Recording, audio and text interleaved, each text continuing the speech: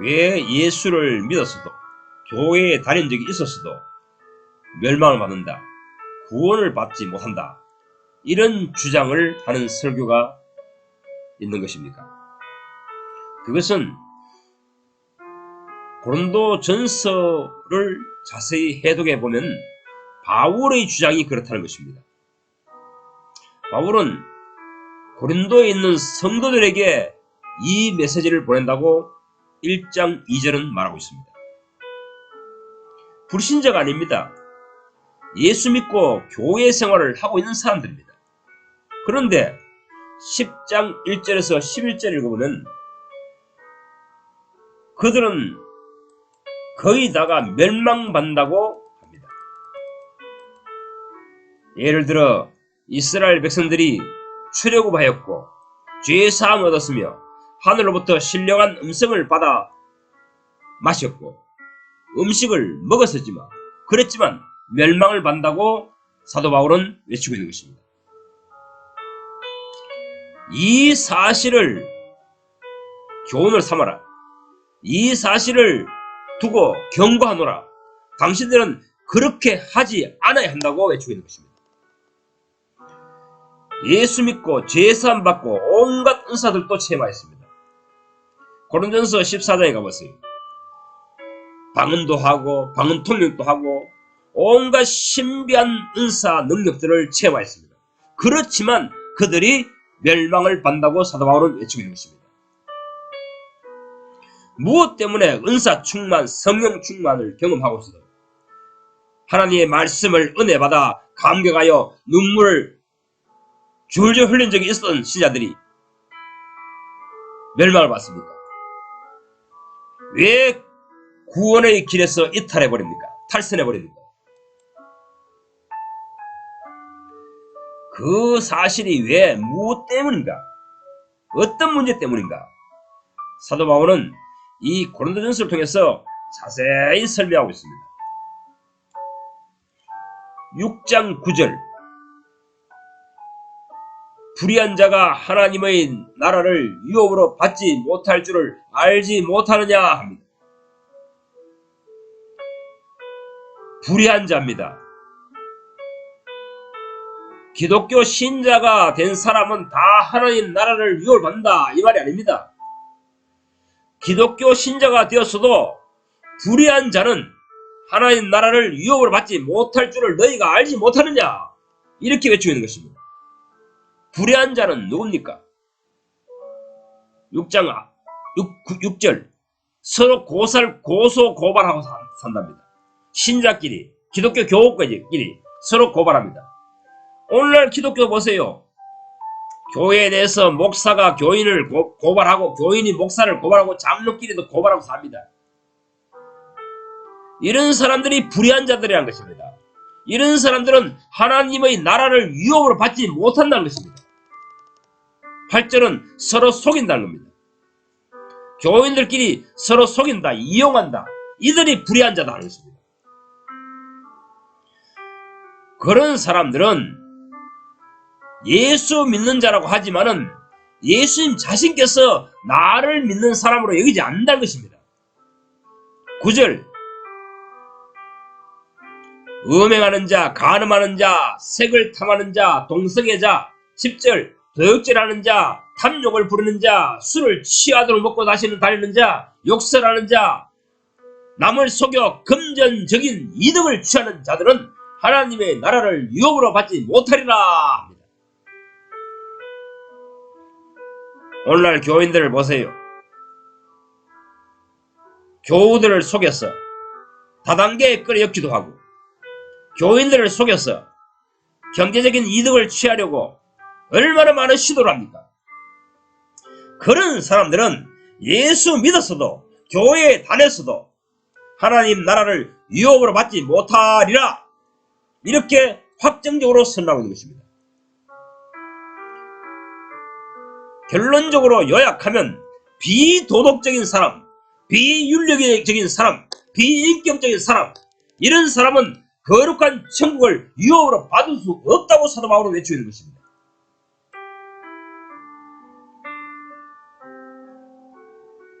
왜 그렇습니까? 예수님께서 오신 것은 단순히 인간의 죄만 사해 주러 오신 것이 아닙니다. 죄짓기만 좋아하는 인간, 죄만 짓다가 평생을 보낼 인간, 일생토록 마귀의 종노를 하는 인간을 개조시킵니다. 새 인간을 만드십니다.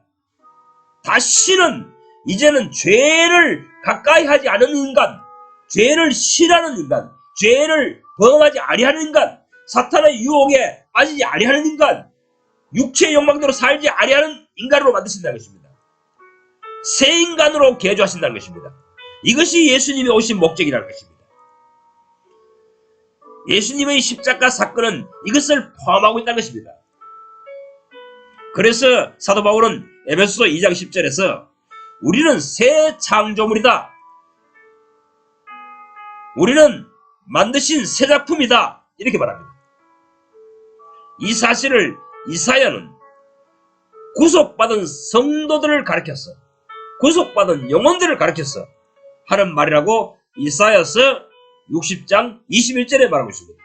그들은 내가 심은 나무요 내가 만든 인간으로서 나의 영광을 드러낼 것이라 하십니다. 22절 때가 되면 속히 이 일을 이루리라 하십니다. 이사야서 60장 22절 때가 되면 속히 이 일을 이루리라 하십니다. 속히 이루리라. 뭘 이루신다고 합니까? 새 인간을 창조한다는 것입니다. 의로운 나무를 일으킨다는 것입니다. 의로운 가지를 일으킨다는 것입니다. 메시아를 보냈어.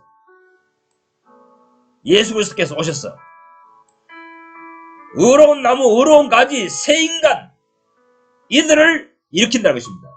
그들은 이제 앞으로 나의 영광을 드러낼 것이라 이렇게 말씀하십니다. 하나님을 믿는다고 하면서 늘 그들 때문에 세상이 거룩한 하나님을 비난합니다. 생각해보세요. 세상이 요즘 예수쟁이들을 뭐라고 평합니까? 개독들입니다. 개같은 인간들이라는 것입니다. 예수 교회라는 간판을 걸어놓고 예수 믿는 사람들이라고 주장하지만 그들은 그들 때문에 세상은 하나님께 요구도 묻고 하나님이 비난당합니다.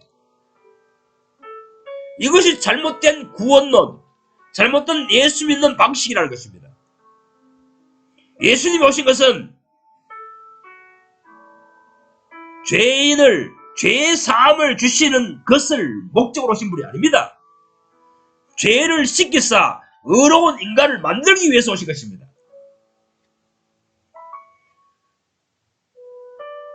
로마서 2장 24절에 말하기를 하나님의 이름이 너희 때문에 이방인 중에서 종일토록 모독을 받는도다 합니다. 예수 믿는 인간들 때문에, 예수 교회라는 그 인간들 때문에 하나님의 아버지의 이름이 세상에게 욕을 먹고 있다는 것입니다.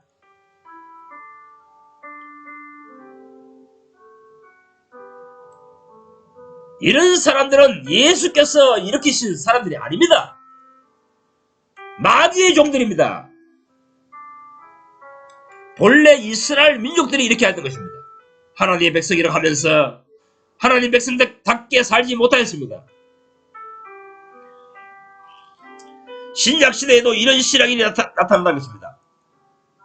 대다수 표면적인 기독교인들이 외형적인 기독교가 그렇다는 것입니다. 예수 믿는다고 하면서 행동은 이방인보다 못합니다. 이방인보다 못해요. 비윤리적이고 비도덕적이고 비인격적입니다. 그래서 교회는 도둑놈들의 소굴이 되어버렸습니다. 이런 악한 무리들을 얻으려고 악한 심보를 가진 사람, 악한 심성을 가진 사람, 악한 인격을 가진 사람들을 얻으려고 독신자께서 십자가에 달려 돌아가신 것이 아닙니다. 예수는 세상에서 우리를 구원하여 옛생활을 청산하게 하십니다. 옛생활을 끝내게 하십니다. 옛사람을 끝내게 만드십니다.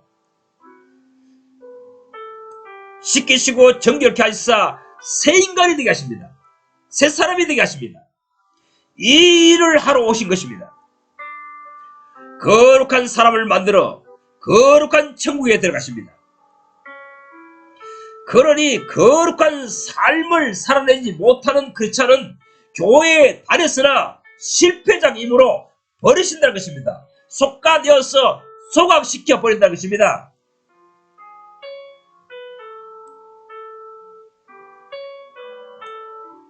예수께서 나를 현 세대에서, 현 세상에서 부르신 목적이 무엇입니까? 거룩한 삶을 사는 사람으로 창조하시는 것입니다. 인간 개조를 하시는 것입니다. 전에는 늘 죄짓고 살았으나 이제는 그렇지 않습니다. 이제는 의로운 삶을 살아냅니다. 이런 인간으로 만드셨던 것입니다. 이런 인간으로 구원하셨다는 것입니다. 이사야서 60장 22절 때가 되면 나 여호와가 속히 이 일을 이루리라 하시던 그 예고대로 메시아 예수께서 오셔서 새 인간들을 일으키셨던 것입니다. 할렐루야. 이 하나님의 뜻하심, 하나님의 구원의 계획을 제대로 인식하시기 바랍니다. 죄 짓는 삶은 이제 끝났다. 이제는 새 인간이 되었다. 이제는 새 삶이 내게 임했네. 이런 간증을 할 수 있는 그리스도인이 되어야 하는 것입니다. 이것이 예수님의 구원의 손길이 내 영혼에 미친 결과인 것입니다. 옛사람은 끝났다. 죄짓고 회개하고 죄짓고 양심의 죄책을 느끼고 가책을 느끼고 하던 그런 생활은 끝났다. 이렇게 간증할 수 있는 사람들이 예수 그리스도의 사람들인 것입니다. 고린도전서에는 세 종류의 신자가 나타납니다. 하나는 신령한 사람이고 다른 하나는 육신에 속한 자이며 또 다른 하나는 육에 속한 자입니다. 이 신령한 사람을 획득하시는 것이 예수 구원 사역의 목표입니다. 육에 속한 사람 또는 육신에 속한 사람은 예수를 믿었으나 고린도에 있는 교회에 다니는 교인이지는 하지만은 신앙 인생은 망합니다. 신앙생활의 종말은 구원이 아니라 망한다는 것입니다. 한마디로 예수께서 세상에서 불러서 예수를 믿게 만들고 말씀을 공급하고 성령을 체험하게 하고 하늘의 신령한 은사들을 체험하게 만들면서 키우고 키웠으나 실패작이 된 것입니다. 실패작. 이들은 멸망당한다는 것입니다. 하나님 나라에 들어갈 수 없다는 것입니다. 육에 속한 사람 또 육신에 속한 사람 이런 사람은 하나님의 나라에 들어갈 수 없습니다. 이 사실을 사도 바울은 고린도전서에서 외치고 있는 것입니다. 또 로마서 3장 14절에 너희가 육신대로 살면 반드시 죽을 것이다. 육신대로 살면 반드시 죽습니다. 육체가 기질대로 육체의 내키는 욕망대로 육체의 소원대로 육체대로 사는 자는 반드시 죽습니다. 예수를 믿어서나 죽습니다. 육신에 속한 자, 육에 속한 자는 죽습니다. 멸망합니다. 예수께서 그들을 세상에서 불러 예수 믿게 만들었고 목양하였으나 많은 공급을 주고 많은 은혜를 주었으나 실패작이 되었던 것입니다. 아름다운 열매를 얻는 나무로 키우고자 했는데 악한 열매가 주렁주렁 맺습니다. 죄만 주렁주렁 맺습니다. 그런 사람이 신자의 권리를 박탈해버린다는 것입니다. 그 의미가 하나님 나라에서 유업을 받을 수 없다 하실 것입니다. 이렇게 분명하게 사도 바울은 외쳤는데 이 세 종류의 신자에 대해서 이 한국어로 번역하면서 번역을 혼돈스럽게 만들어버렸습니다. 고린도전서 2장 15절에 고린도전서 2장 15절에 신령한 사람은 할 때 이 신령한 사람은 퓨뉴마티코스입니다. 퓨뉴마란 것은 하나님의 영을 말합니다. 하나님의 영. 그러니까 푸뉴마티코스라는 것은 하나님의 영에 압도당해 사는 사람이라는 것입니다. 하나님의 영에, 그리스도의 영에 잠식당한 사람이라는 것입니다. 예수 그리스도의 영에 점령당한 사람이라는 것입니다. 그리고 고린도전서 2장 14절에 육에 속한 사람은 이라고 하는데, 육에 속한 사람은 푸시코스입니다. 푸시케, 혼이라고 번역된 혼적인 것에 의해 잠식되어 있는 사람이라는 것입니다. 말하자면 인간적인 생각으로 가득 찬 영혼이라는 것입니다. 그런 사람은 하나님 나라에 들어갈 수도 없고 상속받을 수도 없다. 지금 사도 바울은 이걸 외치고 있는 것입니다. 또한 육에 속하는 사람이라고 번역된 이 단어 외에 고린도전서 3장 1절에 가면 육신에 속한 자는 이래 번역되어 있습니다. 육신에 속한 자. 육신에 속한 자는 사르키코스입니다. 사르키코스. 사람들이 성경을 읽으면서도 육에 속한 사람과 육신에 속한 자가 어떤 것인지 그 의미를 구분하지 못합니다. 사르키코스 이렇게 고린도전서 3장 1절 육신에 속한 자랍니다. 즉 사르크스라는 육체입니다. 육체, 인간의 육체. 말하자면은 인간의 육체의 욕망에 사로잡혀 있는 사람이라는 것입니다. 육체의 욕구대로 사는 인간이라는 것입니다.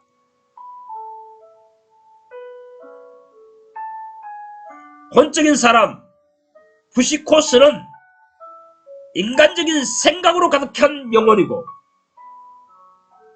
육신에 속한 자는 육체의 욕망에 사로잡혀 있는 영혼이라는 것입니다. 지 육체의 욕망에 내키는 대로 사는 인간이라는 것입니다. 이 두 가지의 모습이 근절되어야 됩니다. 끝나야 됩니다. 십자가에 못 박혀야 됩니다. 그런데 그 당시에 신앙계에는 이런 세 유형의 신자가 기독교 생활을 하고 있다는 것입니다. 혼적인 사람, 푸시코스는 멸망받습니다. 육적인 사람, 육체의 욕망대로 사는 사람, 사르키코스는 멸망받습니다. 오직 영에 속한 사람, 즉 푸뉴마티코스만이 거룩한 하나님 나라에 들어가서 유업을 받게 됩니다. 자, 그래서 신약 성경을 자세히 읽어보면 인간은 세 방면으로 구성되어 있다고 알려주고 있는 것입니다. 영과 혼과 육으로 구성된 인간이라는 것을 알려주고 있는 것입니다. 왜 영과 혼과 육이라는 명사를 우리에게 알려주십니까? 그것은 여러분께서 구원론에 대해서 분명히 깨달으라고 그렇게 구분하고 있는 것입니다. 성경을 통하여 기독교 구원론을 배워보면 이루어야 할 구원이 있고 이미 받은 구원이 있습니다.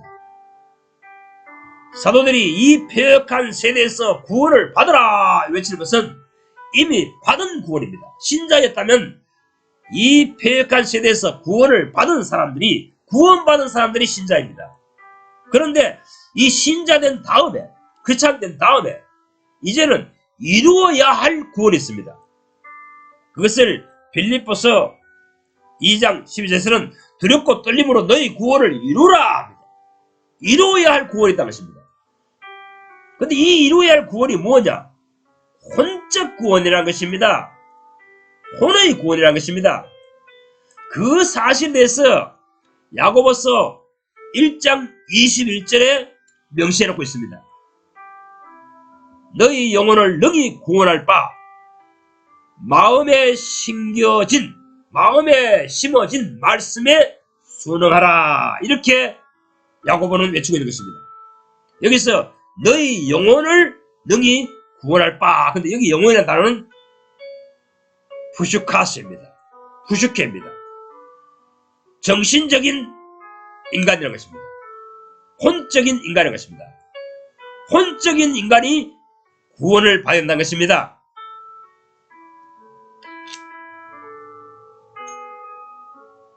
머릿속에 온갖 세상 생각만 가득 차게 있는 영혼들. 하나님의 말씀의 의미가 머리와 마음과 생각 속에 가득 찬 영혼이 되어야 하는데, 머릿속에 온갖 인간적인 생각, 세상적인 생각, 현세적인 생각만 가득한 인간들, 그 사람들이 혼적인 사람입니다. 거기에서 구출받아라, 구원받아라, 이렇게 야고보는 외치고 있는 것입니다. 그런데 어떻게 거기에서 구원받을 수 있느냐? 너희 마음에 심겨진 하나님의 말씀이 그런 작용을 한다는 것입니다. 신자 속에, 구원받은 신자 속에 예수께서는 성경을 열어서 말씀을 가르치사 우리 마음과 생각에 기록합니다. 이것이 새 언약으로 맺은 신자에게 나타나는 증표입니다. 이것이 새 언약의 특징이라고 조지 뮬러와 앤드류 목사는 알려줬습니다. 앤드류 모레이 목사가 캐릭 사계에서 외친 메시지는 이것입니다. 새 언약으로 맺은 신자에게는 하나님께서 성경을 열어 가르치시사 마음과 생각에 기록하신다. 마음과 생각에, 그들의 속에 이것을 기록하신다. 이 말씀이 저장되고 축적되면 동력이 된다. 혼적인 사람, 자기 생각으로 가득한 사람, 세상의 정신으로 가득해 있는 사람이 그것에서 탈피해서 떠나서 영적인 사람으로 살아가게 하는 원동력이 어디 있느냐? 자기 속에 하나님의 말씀으로 조성된 양에 있는 것입니다. 성령께서, 예수 그리스도의 영께서 성경을 열어 가르치시사 내 속에 하나님의 말씀을 기록하십니다. 하나님의 말씀으로 충만케 하십니다. 하나님의 말씀으로 조성된 인격으로 만들어버립니다. 이래서 새 언약으로 맺어진 백성이 새 창조물이라 하시고 그 새 인간이 앞으로 하나님의 나라를 유업으로 받게 된다고 가르치고 있는 것입니다. 이 사실을 히브리서 8장 10절, 에레미야서 31장 31절에서 33절이 증가하고 있는 것입니다. 맺을 언약은 이것이니, 그날 이후에 맺을 언약은 이것이니 내 법을 그들의 생각에 두고 그들의 마음에 이것을 기록하리라. 아멘. 내 속에 주님께서 성경을 가르치신 말씀이 많이 저장되어 있을수록 나는 변합니다. 혼적인 사람에서 떠나게 됩니다. 옛사람과 결별하게 됩니다. 신령한 사람이 됩니다. 성령의 사람이 됩니다. 할렐루야. 내 속에 하나님의 말씀이 풍성히 저장될수록, 말씀으로 조성된 인격이 될수록 나는 죄된 생활을 떠나게 됩니다. 옛사람에서 벗어나게 됩니다. 옛사람에서 완전히 건전하게 됩니다. 그래서 나중에는 내가 걸어다니는 성경책이 되는 것입니다. 이것이 바로 주님께서 요한복음 1장에 말씀이 육신이 되어, 이 말씀이 육신이 되어가 예수님이 실현하였듯이 예수를 따르는 사람인 우리 크리스찬들도 실현되어 버린다는 것입니다.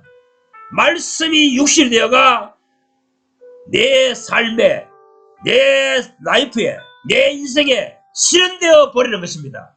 할렐루야. 모두가, 이 설교를 듣고 있는 모든 사람이 그렇게 되기를 축원합니다.